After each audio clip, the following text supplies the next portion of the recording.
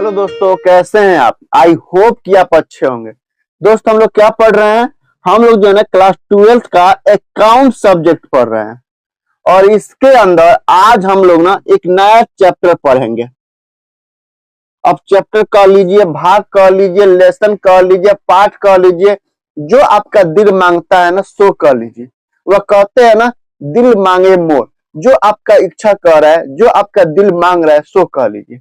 Chapter का नाम है अकाउंटिंग रेशियो। ये जो चैप्टर है ना ज्यादा हार्ड है ना ज्यादा इजी है, ये बीच वाला कहानी है। ये पूरा का पूरा जो चैप्टर है ना, ये फॉर्मूला बेस है।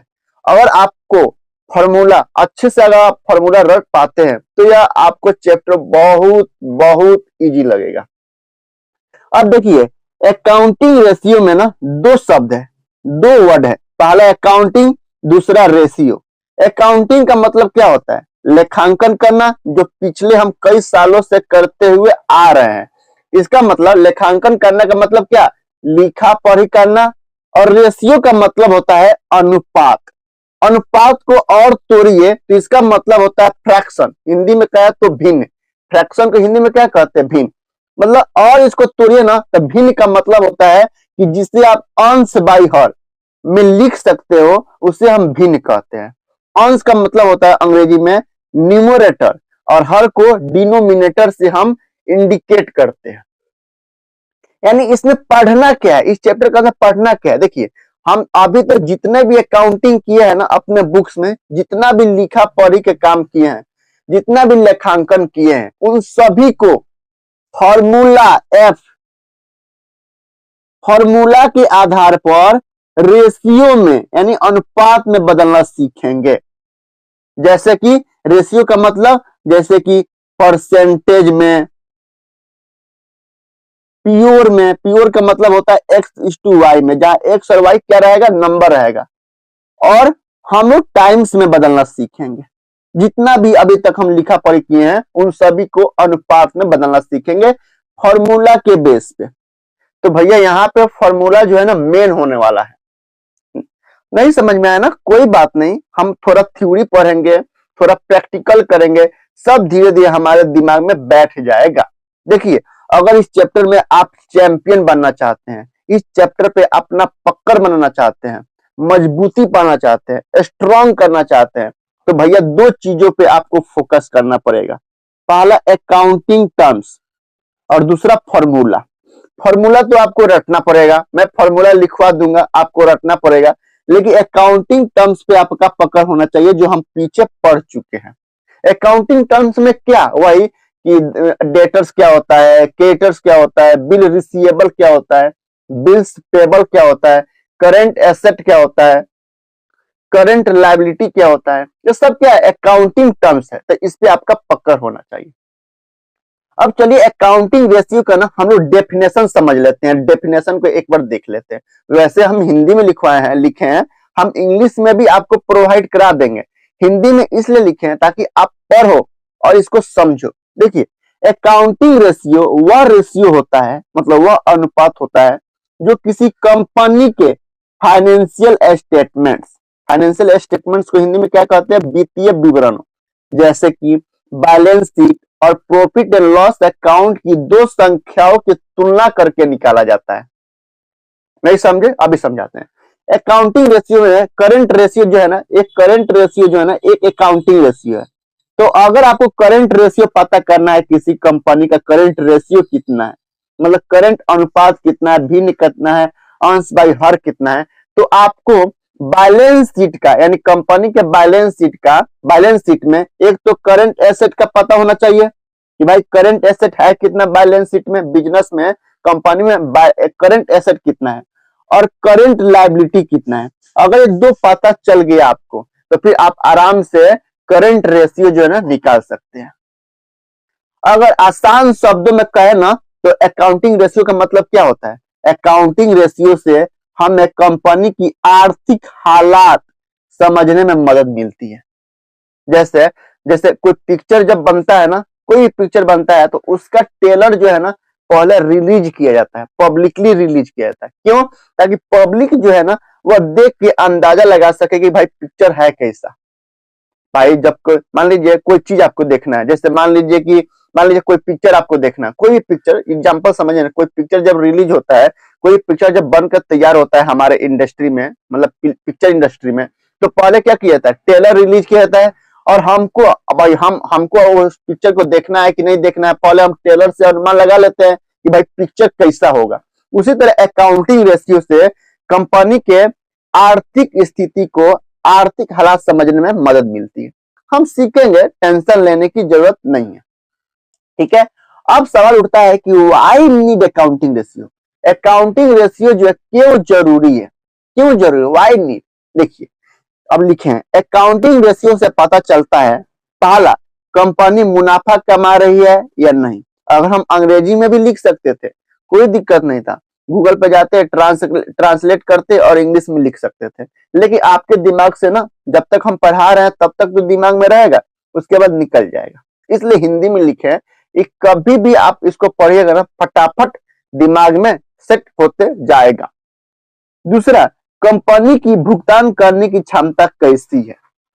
तीसरा, कंपनी का मैनेजमेंट यानी प्रबंधन गुड है या फिर बैड है। चौथा, कंपनी की वित्तीय स्थिति मजबूत है या फिर कमजोर है। इसीलिए इन सभी चीजों के, इन चार नुक्सा को जानने के लिए अकाउंटिंग रेशियो बनाया जाता है। और अकाउंटिंग रेशियो पता है क्यों बनाया जाता है, जब आप बड़े हो जाओगे ना और बैंक से लोन लेने जाओगे ना, मतलब बैंक वगैरह से लोन लेने जाओगे ना, तो बैंक वाले आपको पूरा फाइनेंशियल स्टेटमेंट को थोड़ी ना देखते हैं, बैलेंस शीट वगैरह नहीं देखते हैं, प्रॉफिट एंड लॉस अकाउंट नहीं देखते हैं, कंपनी स्टेटमेंट नहीं देखते हैं, वो सीधे रेशियो देखेंगे। और रेशियो से वो पता लगा लेते हैं कि आपकी कंपनी का स्थिति, पोजीशन क्या है, फिर वो लोन पास करते हैं। हम लोग, आप कहोगे तो प्रैक्टिकली भी करके दिखाएंगे, फिलहाल इतना समझिए, ठीक है। अब types of accounting ratio, accounting ratio जो कितने प्रकार का होता है, 4 प्रकार का होता है अकाउंटिंग रेशियो। पहला, लिक्विडिटी रेशियो। लिक्विडिटी रेशियो को कहीं कहीं किसी किसी बुक में ना शॉर्ट टर्म सोल्वेंसी लिख के भी आता है, इसलिए हम दोनों लिख दिए हैं। पहला होता है लिक्विडिटी रेशियो। अब लिक्विडिटी रेशियो से क्या पता चलता है, लिक्विडिटी रेशियो से किसी कंपनी, मतलब यह पता चलता है कि कंपनी तुरंत पैसा चुका सकती है या नहीं। लिक्विडिटी रेशियो से यह पता चलता है कि कंपनी जो है तुरंत पैसा चुका सकती है या नहीं। और लिक्विडिटी रेशियो में हम लोग 2 फार्मूला के बारे में पढ़ेंगे, यानी 2 फार्मूला के हेल्प से हम लोग क्वेश्चन सोल्व करेंगे। पहला करंट रेशियो और दूसरा लिक्विड रेशियो। लिक्विड रेशियो को क्विक रेशियो भी कहते हैं और एसिड टेस्ट रेशियो भी कहते हैं। यह पहला टाइप्स है अकाउंटिंग रेशियो का, क्या है, लिक्विडिटी रेशियो। दूसरा टाइप्स देखते हैं, पलटे इसको, पलटते हैं। दूसरा होता है सोल्वेंसी रेशियो। सोल्वेंसी रेशियो को हम लॉन्ग टर्म सोल्वेंसी भी कहते हैं। अब सोल्वेंसी रेशियो से क्या पता चलता है, सोल्वेंसी रेशियो से पता चलता है कि कंपनी लंबे समय का कर्जा चुका सकती है या फिर नहीं चुका सकती है। और इसके अंदर, यानी सोल्वेंसी रेशियो के अंदर हम लोग ना 1 2 3 4 5 फार्मूला के बारे में डिस्कस करेंगे और इस फार्मूला के आधार पे हम क्वेश्चन को सोल्व करने के प्रयास करेंगे।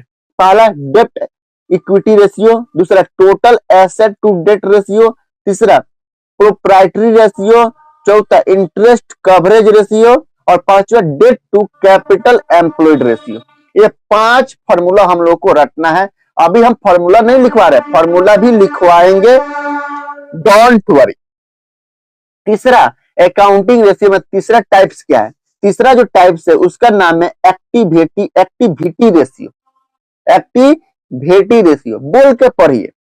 एक्टिविटी रेशियो को टर्नओवर रेशियो भी कहते हैं और कहीं कहीं परफॉर्मेंस रेशियो के नाम से भी इसे इंडिकेट किया जाता है। अब एक्टिविटी रेशियो से क्या पता चलता है, तो एक्टिविटी रेशियो से यह पता चलता है कि कंपनी अपने साधनों का सही उपयोग कर रही है या फिर नहीं। और एक्टिविटी रेशियो के अंदर हम 1 2 3 4 5 फार्मूला के बारे में पढ़ेंगे, 5 फार्मूला के बारे में डिस्कस करेंगे। पहला इन्वेंट्री टर्नओवर रेशियो, दूसरा ट्रेड रिसीवेबल टर्नओवर रेशियो। अब देखिए सबके अंत में रेशियो लिखा ही है। तीसरा ट्रेड पेबल टर्नओवर रेशियो, चौथा वर्किंग कैपिटल टर्नओवर रेशियो, पांचवा नेट एसेट टर्नओवर रेशियो, छठा फिक्स्ड एसेट टर्नओवर रेशियो। ये 5-6 फॉर्मूला जो है एक्टिविटी रेशियो के अंदर हम लोग सीखेंगे। और चौथा टाइप्स क्या होता है, प्रॉफिटेबिलिटी रेशियो, और इसका कोई दूसरा नाम नहीं है। प्रॉफिटेबिलिटी रेशियो से क्या पता चलता है, प्रॉफिटेबिलिटी रेशियो से यह पता चलता है कि कंपनी कितना मुनाफा कमा रही है या नहीं, कितना मुनाफा कमा रही है। सिंपल सी, कि कंपनी कितना मुनाफा कमा रही है उसके लिए प्रॉफिटेबिलिटी रेशियो निकाला जाता है। मतलब अगर प्रॉफिटेबिलिटी रेशियो निकाल के अगर हम किसी को देना तो वह देख के बता देगा कि कंपनी कितना रेशियो प्रॉफिट कमा रहा है। अगर आप सीख लीजिए प्रॉफिटेबिलिटी रेशियो और हम किसी कंपनी के कोई किसी कंपनी का प्रॉफिटेबिलिटी रेशियो का इतना सारा रेशियो निकाल के दे दे, आपके सामने रख दे, तो तुरंत आप पकड़ लीजिएगा भाई कि कितना प्रॉफिट कंपनी कमा रही है। और प्रॉफिटेबिलिटी रेशियो में हम लोग 5 फॉर्मूला के बारे में डिस्कस करेंगे। पहला, ग्रॉस प्रॉफिट रेशियो निकालना सीखेंगे। हम ट्रेडिंग अकाउंट बनाते थे तो वहां पे ग्रॉस प्रॉफिट निकालते थे ना, अब वहां उसको हम रेशियो में बदलना सीखेंगे। दूसरा, ऑपरेटिंग रेशियो निकालना सीखेंगे, ऑपरेटिंग प्रॉफिट रेशियो निकालना सीखेंगे, नेट प्रॉफिट रेशियो निकालना सीखेंगे। और पांचवा, रिटर्न ऑन इन्वेस्टमेंट, जिसे हम शॉर्ट में ROI भी कहते हैं, रिटर्न ऑन इन्वेस्टमेंट या रिटर्न ऑन कैपिटल एम्प्लॉयड निकालना सीखेंगे।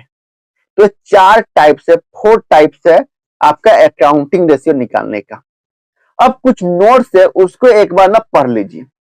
पहला नोट्स है, नोट में लिखे हैं कि लिक्विडिटी रेशियो और सोल्वेंसी रेशियो को हमेशा प्योर फॉर्म में मतलब प्योर फॉर्म में शो करते हैं। प्योर फॉर्म का मतलब होता है X/Y में, जहां X और Y नंबर है, ठीक है। दूसरा, एक्टिविटी रेशियो को हमेशा टाइम्स में, टाइम्स का मतलब गुना में शो करते हैं, मतलब जैसे X टाइम्स या X गुना, जहां X क्या होगा, नंबर रहेगा। एक और नोट है, तीसरा, प्रॉफिटेबिलिटी रेशियो को हमेशा परसेंटेज में शो करते हैं। परसेंटेज का मतलब जैसे कि X% है, जहां X क्या है, नंबर है, ठीक है।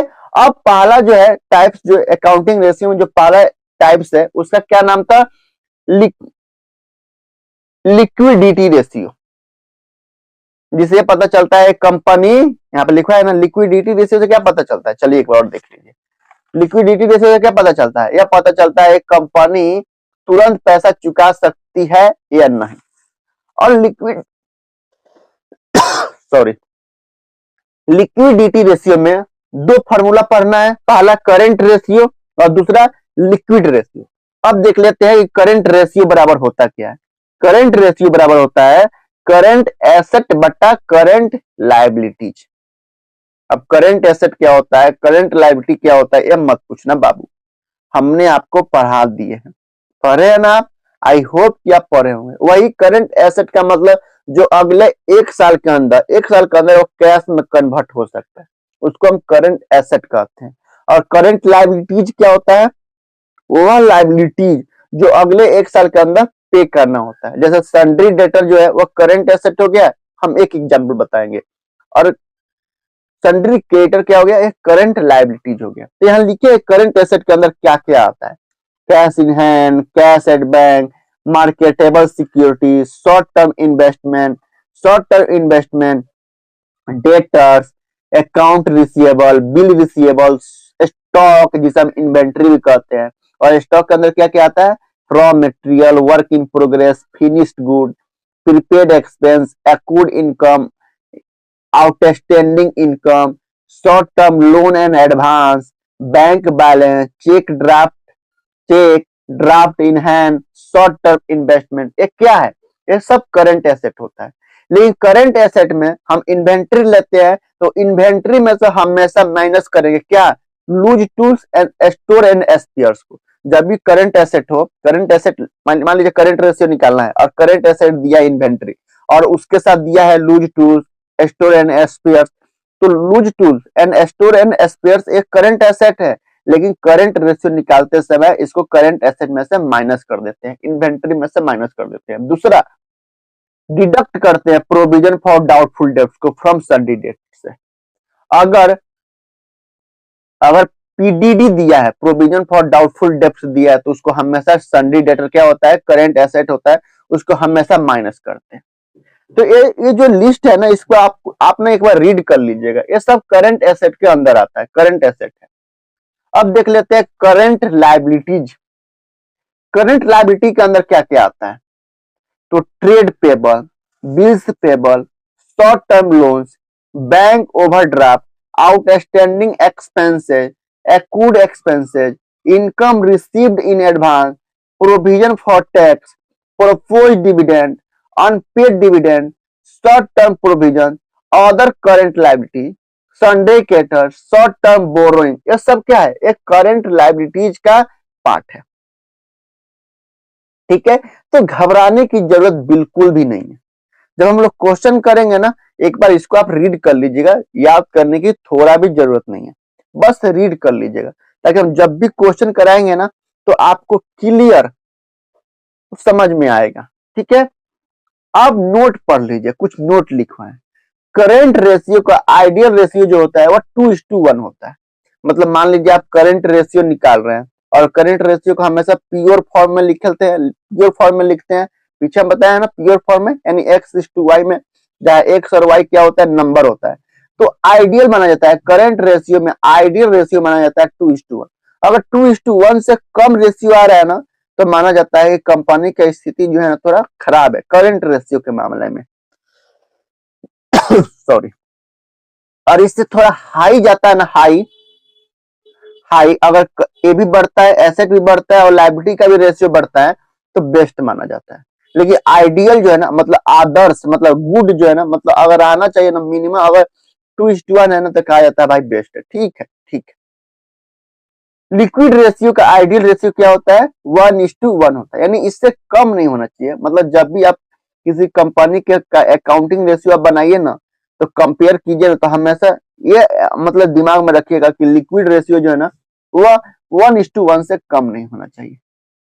ठीक है, चलिए अब लिक्विड रेशियो के बारे में तो पढ़े नहीं है कि लिक्विड रेशियो बराबर क्या होता है, फॉर्मूला क्या होता है, इसको हम फिलहाल पहले ही लिख दिए हैं। अब लिक्विड रेशियो को फॉर्मूला देख लेते हैं।